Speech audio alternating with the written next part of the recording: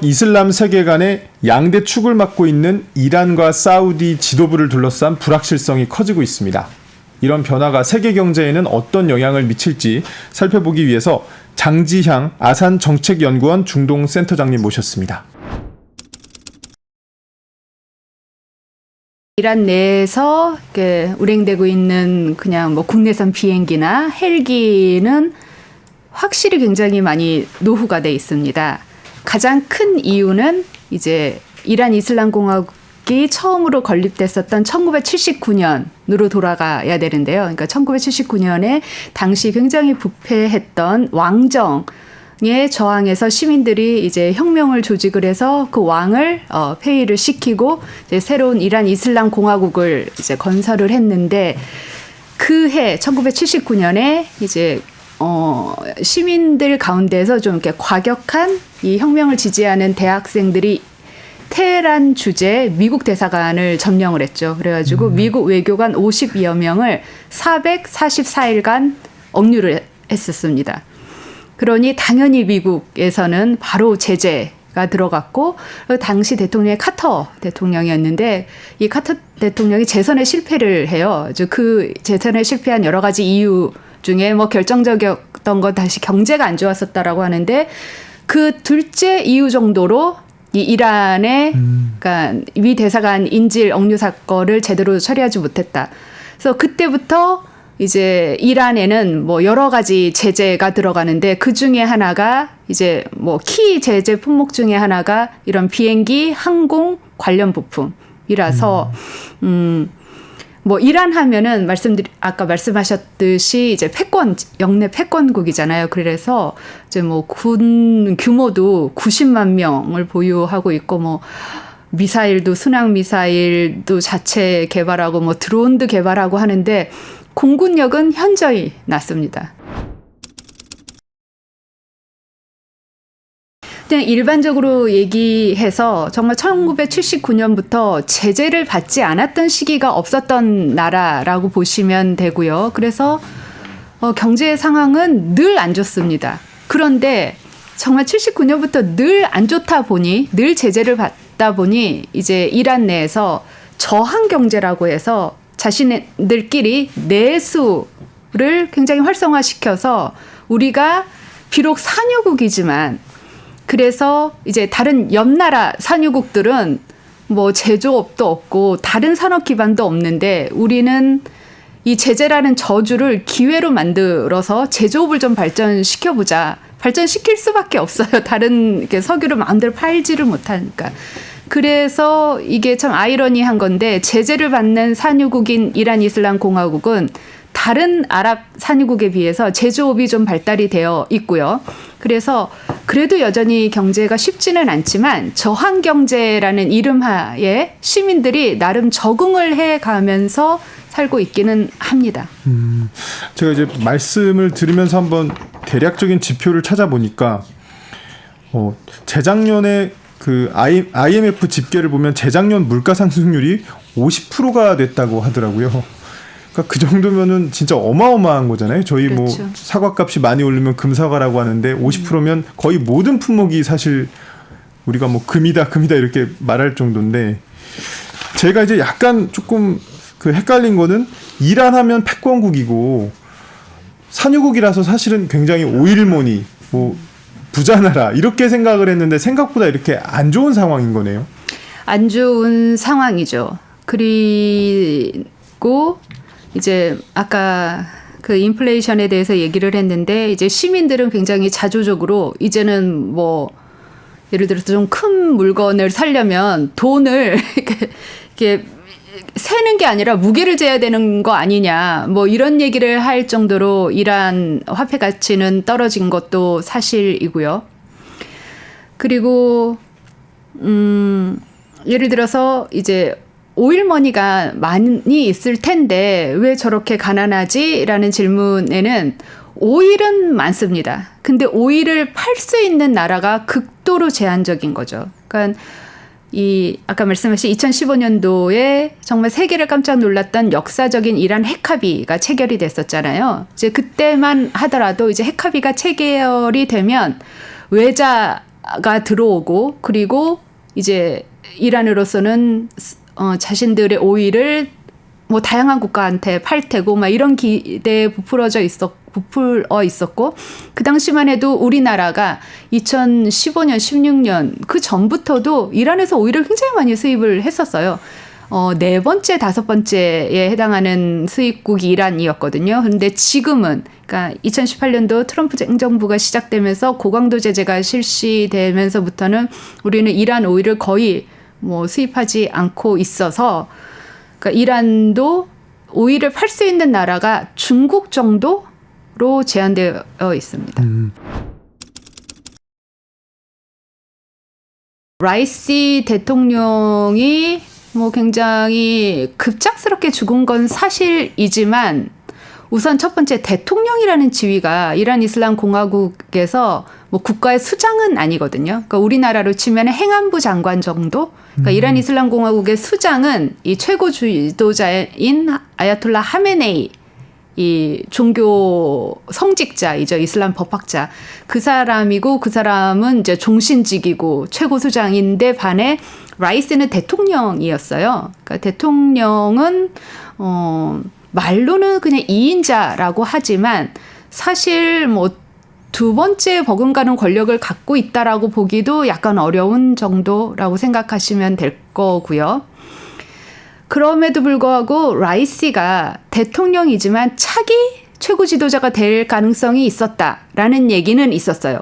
그럴 경우는 이란 정치 권력 구도가 흔들릴 수도 있는데 그런데 이제 라이시 같은 경우는 차기 지도자가 될 수도 있었지만 그게 그 사람이 워낙에 역량이 뛰어나거나 정치 기반이 단단해서라기보다는 지금의 하메네이의 뭐 수족과 같은 사람, 뭐 충복 그리고 제자였고 동양 사람이었고 이랬었고 지금 현재 이란 이슬람 공화국에서 모든 중대한 결정을 내리는 사람은 지금 현재 지도자인 하메네이의 둘째 아들이라고 하는 모스타파 하메네이가 있거든요.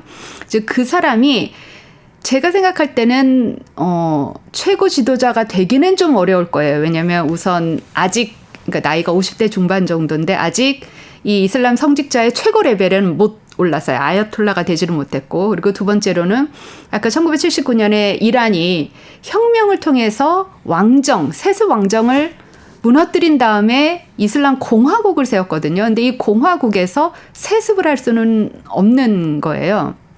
어쨌든 이란 같은 경우는 굉장히 이데올로기적인 국가잖아요. 그러니까 뭐 시아 이슬람 혁명을 통해서 우리가 이슬람 혁명을 수출을 하고 우리가 혁명을 통해서 나라를 세운 나라인데 갑자기 세습을 한다라고 하면 이제 바로 아래로부터의 저항. 안 그래도 젊은 층들은 지금 이란 이슬람 공화국에 대해서 굉장히 불만이 많은데 그래서 이제 둘째 아들인 모스타파가 뒤에서 모든 것을 결정하는 전략가로서의 위치는 유지를 하면서 라이스를 대체할 만한 그냥 이런 성직자를 이 지금 하메네이가 죽고 난 후 이제 거기에 뭐 앉히면 이란의 정치 권력 구도에는 뭐 큰 변화는 없을 것 같고요. 정치 권력 구도가 그렇게 변하지 않는다면 이란의 뭐 경제 상황도 저는 뭐 이전과 그러니까 라이시 대통령이 죽기 전과 크게 달라질 점은 없을 것 같습니다. 그러니까 이제 라이시 대통령이 직함은 대통령이긴 하지만 어떤 권력이나 이런 부분에 있어서는 제한된 부분이 있었고 충분히 지금 이란 내에서 대체가 가능하기 때문에 대통령의 죽음이 곧 뭐 원유 생산 방식이나 어떤 뭐 수출 전략이나 이런 변화를 동반하지는 않을 거다. 네네, 아닙니다. 그런 말씀이시죠. 근데 제가 개인적으로 궁금한 거는 이란이 이제 뭐 히잡 시위라든가 그런 좀 개혁적인 움직임도 있어서 저는 이번 대통령의 갑작스러운 죽음이 혹시 그런 개혁파 세력들한테는 좀 기회가 돼서 이게 좀 변화가 있지 않을까 이런 생각이 좀 들기도 했었거든요. 그런 부분은 가능성이 좀 적나요? 답을 먼저 말씀드리면 굉장히 적습니다. 굉장히 안타까운 일인데요. 이 라이시 대통령이야말로 2022년에 일어났었던 히잡 강제 착용 반대 시위를 그야말로 유혈 진압을 했던 장본인이거든요. 그래서 뭐 들으셨는지 모르겠지만 라이시의 죽음이 발표가 되니까 젊은 층들 여성들은 굉장히 환호까지 하기도 했어요. 이런 갑작스런 강경파 대통령의 죽음이 그러니까 또다시 트럼프 행정부 얘기를 할 수밖에 없는데 트럼프 행정부의 예측하지 못했던 뭐 핵합의 파기와 고강도 제재가 일어나기 전에 이루어졌다면 온건개혁파가 다시 한번 그 로하니 대통령, 하타미 대통령 때처럼 이 젊은 세대들의 지지를 받아서 우리는 이제 다시 정상국가가 돼야 된다라는 바람을 불러일으킬 수도 있었을 거예요. 그런데 2018년도에 미국이 고강도 제재를 시작하면서 안 그래도 기울어진 운동장이었던 이란 내의 권력 경쟁, 즉 여기에 이제 대부분의 권력을 갖고 있는 강경 보수파와 온건개혁파의 싸움에서 온건개혁파들이 모든 책임을 추궁을 당하면서 완전 코너로 몰려져 있는 상태거든요, 지금이. 그래서 이제 다음 달로 잡혀 있잖아요, 대통령 선거가. 이제 그때 또 많은 후보자들이 입후보 신청을 낼 거예요. 그러면 이제 이란 같은 경우는 흔히 우리 정치학자들은 선거 권위주의 체제라고 부르는데 선거는 있지만 굉장히 권위주의적인 방식으로 이루어지고 있거든요. 그래서 입후보자들이 신청을 하면 소위 이란 이슬람 공화국을 수호한다라고 하는 헌법 수호위원회에서 자격 심사를 거쳐요. 선거권이 있는데 나가려면 자격 심사를 거쳐야 되는 거니까 문턱이 하나 있었던 거네요. 네네. 그리고 그 문턱이 굉장히 높습니다. 그러니까 그럼 그 문턱에서 이제 라이시 대통령의 빈자리를 이제 어떻게 메꿔보려고 중도 개혁파들이 올라와도 쳐낼 수 있다는 말씀이시네요. 그렇죠. 라이시 대통령이 당선됐던 2021년도 대선에서는 온건개혁파 후보자들의 90% 이상이 자격심사에서 떨어졌습니다. 어떤 말씀인지 알겠습니다. 그러니까 즉 라이시 대통령이 죽더라도 충분히 대체가 가능한 어떤 다른 정치적 인물들이 있고 그리고 네네. 개혁파 세력들이 또 들고 올 그런 또 여지도 적기 때문에 사실 이란의 어떤 경제와 관련된 불확실성은 그렇게 크지 않다 이렇게 네네. 보시는 거죠. 네네. 근데 이제 저희가 중동을 얘기하면 또 이스라엘과 하마스 전쟁이 있잖아요. 또 이게 또 중동 경제에도 영향을 미치고 세계 경제에도 영향을 미쳐서 저희가 여쭤보지 않을 수가 없는데 이 라이시 대통령의 갑작스런 죽음이 지금 이스라엘과 하마스 간의 전쟁에는 어떤 영향을 미칠 수도 있을까요? 이란 내에서 미국의 고강도 제재가 실시되면서 강경파와 온건파 사이에 치열한 권력 다툼이 있었는데 강경파의 완승으로 끝이 났거든요. 이제 강경파의 주장이 온건파더러 너희 다시는 무슨 정상국가가 되겠다, 국제사회로 돌아가겠다, 미국과 합의하겠다 이런 말 하지 말아라. 미국이 민주주의 국가라면서 대통령이 바뀌더니 이 다자들끼리 모여서 맺은 합의를 그냥 파기하지 않았느냐. 우리는 이제 다시 한번 저항 경제로 안으로 우리끼리 똘똘 뭉쳐야 되고 내수 경제를 단단하게 해야 되고 혹시 우리가 교류를 한다면 그거는 러시아랑 중국 그리고 가끔 북한 정도다. 라는 게 지금 뭐 그냥 지배적인 이란 내부 권력 구도 모습이고요. 그리고 이런 이란의 강경파들이 적극적으로 육성하고 있는 조직들이 소위 이제 이란 꼭두각시 프록시 조직인데 그게 바로 가자 지구의 하마스, 예멘의 후티 반군, 레바논의 헤즈볼라여서 그냥 만약에 이란의 권력 구도에 큰 문제가 생겼다면 지금 이스라엘 하마스 전쟁에 영향을 미칠 수도 있습니다. 왜냐하면 하마스가 재정, 군사, 무슨 무기 다 이란한테 도움을 받고 있거든요. 그런데 다시 한번 이 굉장히 대체가 가능한 이런 사람이 죽었기 때문에 대외적인 이란의 스탠스가 바뀔 가능성은 별로 크지 않아서 이란이 돕는 하마스가 지금 이스라엘과의 전쟁을 하는 와중에 뭔가 뭐 큰 변화를 겪을 것 같지는 않습니다. 알겠습니다. 그럼 제가 한번 좀 가정을 좀 해보고 싶은데 만약에 이번 추락 사고가 어떤 외부 세력이 개입했다라든가 그런 결과가 나왔다라든가 아니면 그런 결과가 없더라도 이란 내부적으로 우리가 이걸 외부 세력의 개입이라고 발표를 해서 우리 어떤 대외 정책으로 이용하자 이렇게 돼버린다면 좀 불확실성이 커질 수도 있지 않을까요? 그렇게 된다면 불확실성이 커지겠죠. 지금 이제 중동 정치를 봐온 사람으로서 요즘이 꽤나 걱정이 되고 조마조마한 것이 벌써 아직 한 달도 안 됐죠. 그 이란과 이스라엘의 네. 직접 무력 충돌이 일어났었잖아요. 네. 이거는 정말 저도 한 번도 예상하지 못했던 그림이었거든요. 이제껏 이란은 그러니까 직접이 아니라 아까 말씀드린 자신들의 프록시들을 통해서 그러니까 헤즈볼라를 통해서 후티 반군을 통해서 하마스를 통해서 대신 간접적으로 이스라엘을 괴롭혀 왔고 이스라엘은 직접적으로 또 나서는 게 아니라 몰래 이 정보국인 모사드 요원들을 이란 내부로 침투시켜서 거기서 이제 핵 개발을 하는 것으로 추정되는 핵 과학자들을 이제 표적 암살을 해왔단 말이에요. 둘 다 서로가 서로를 괴롭히는 거는 알지만 직접적으로는 이렇게 맞부딪힌 적이 없었는데 이번에 처음으로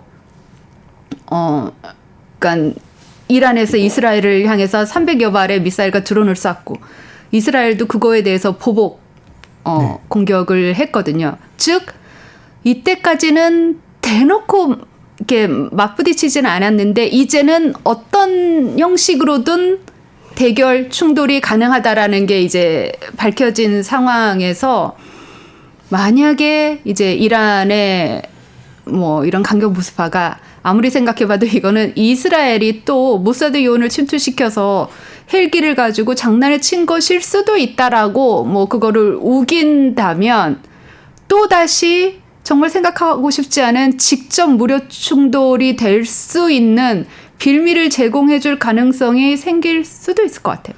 그럼 이번에는 사우디 상황을 한번 보겠습니다. 사우디 상황도 좀 심상치가 않은 게 이제 빈살만 사우디 왕세자가 일본 방문 일정을 취소했는데 그 이유가 사우디 국왕의 건강 악화 문제였습니다. 만약에 건강이 얼마나 악화된지는 모르겠지만 이 악화가 이어지면서 사망을 하게 된다면 이것 또한 좀 큰 변화라고 좀 저희가 볼 수 있을까요?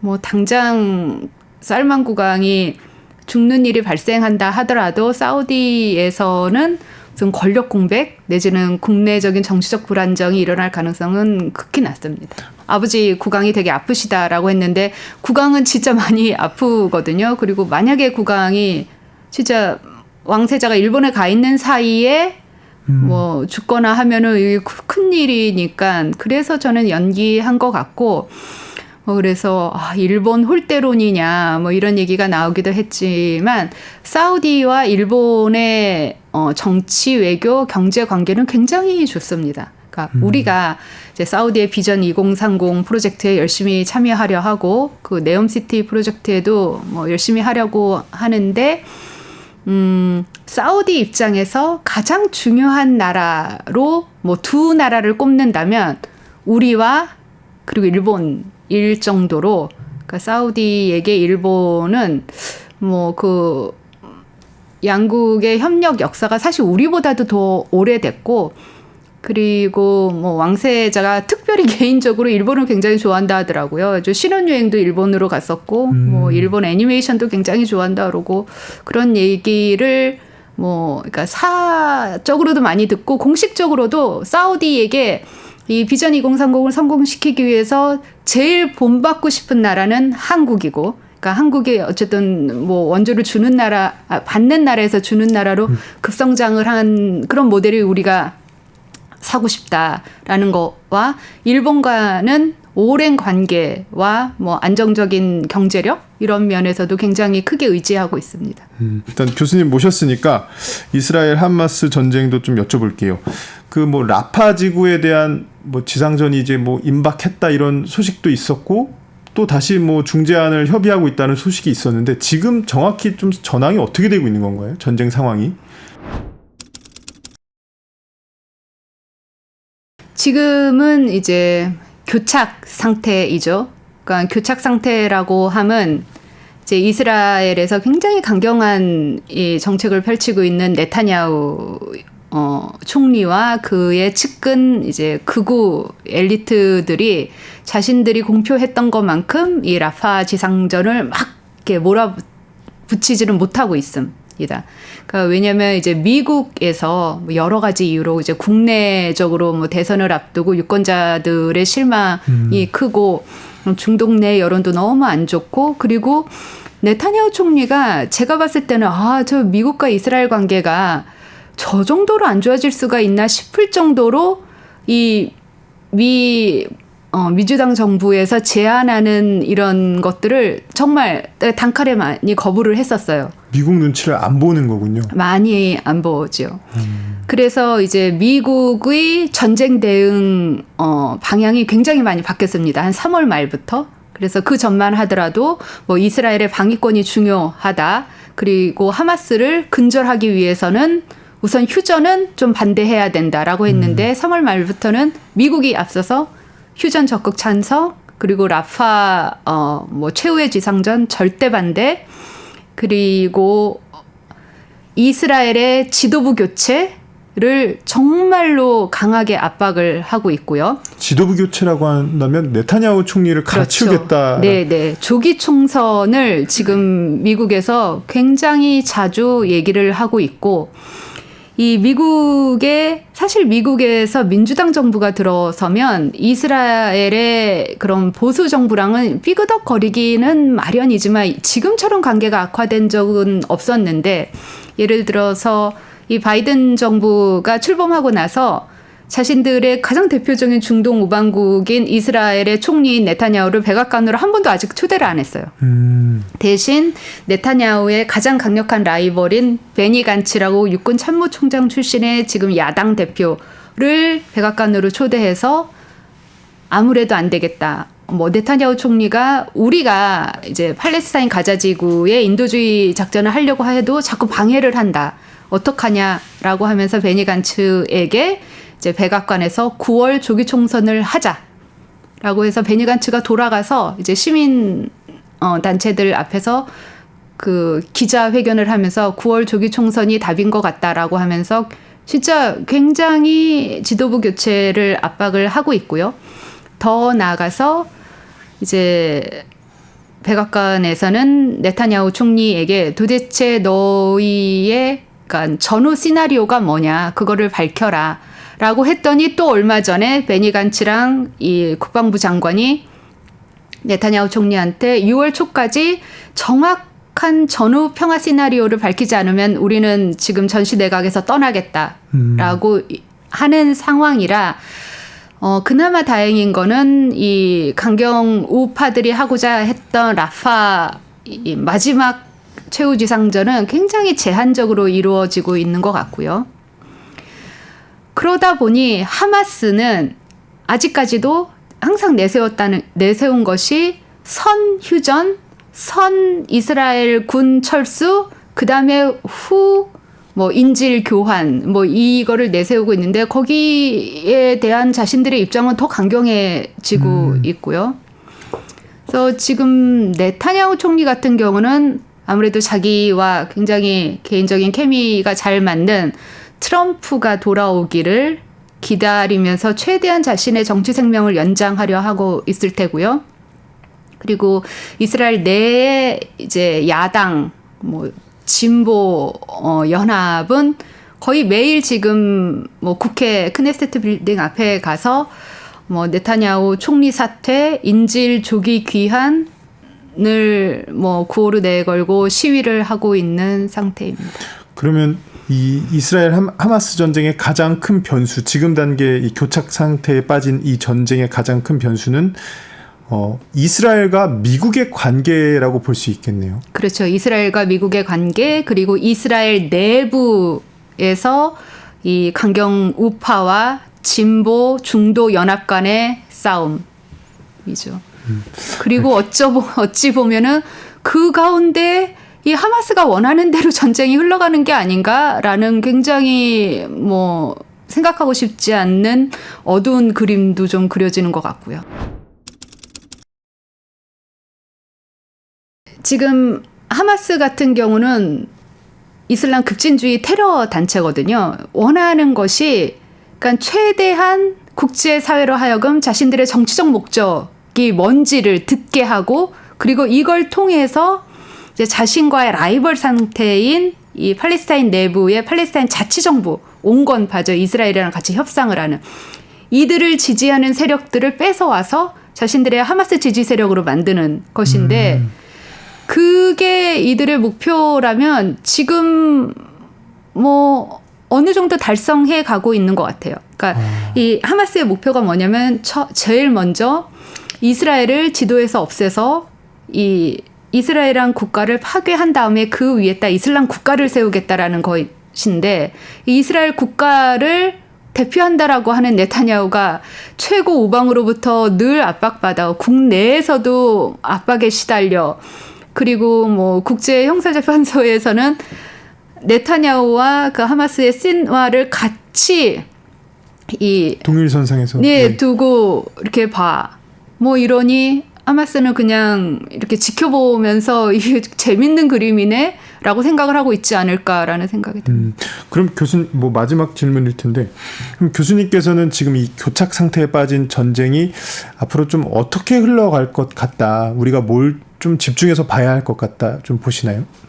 우선 제일 가깝게는 이제 6월 초라고 6월 9일이라고 베니 간츠하고 지금 현재 국방부 장관이 못을 박아서 이때까지 이 날까지 네타냐후 총리는 전후 구상이 뭔지 정확히 밝혀라. 즉 이스라엘은 아무리 가자 전쟁에서 이긴다 하더라도 가자 지구에 남아 있어서는 안 된다라는 게 우리와 미국과 국제사회의 생각이다. 그런데 이 네타냐후 너는 아마 가자 지구에 계속 남아있고 싶어 할 것 같은데 그렇다면 우리 정말 생각을 다시 해봐야겠다라고 이제 그거에 대한 의견을 밝혀라라고 한 게 6월이고요. 그리고 이제 지금 시민단체들이 계속 요구하고 있는 것은 9월 조기 총선. 그래서 9월 달에 지금 조기 총선이 이루어진다라고 한다면 네타냐후가 다시 당선될 가능성은 굉장히 낮고요. 지금 뭐 이 지지율을 보면 10% 안팎이거든요. 그리고 이제 그 다음으로는 이제 네타냐후가 오매불만 기다리고 있는 미국 대선 11월에 만약에 트럼프 대통령이 된다면 네타냐후는 천군만마를 얻는 이런 구도로 변할 텐데 또 그 포인트를 봐야 될 것 같고요. 네, 지금까지 급변하는 중동 정세를 두고 장지양 센터장님과 말씀 나눠봤습니다. 감사합니다. 감사합니다.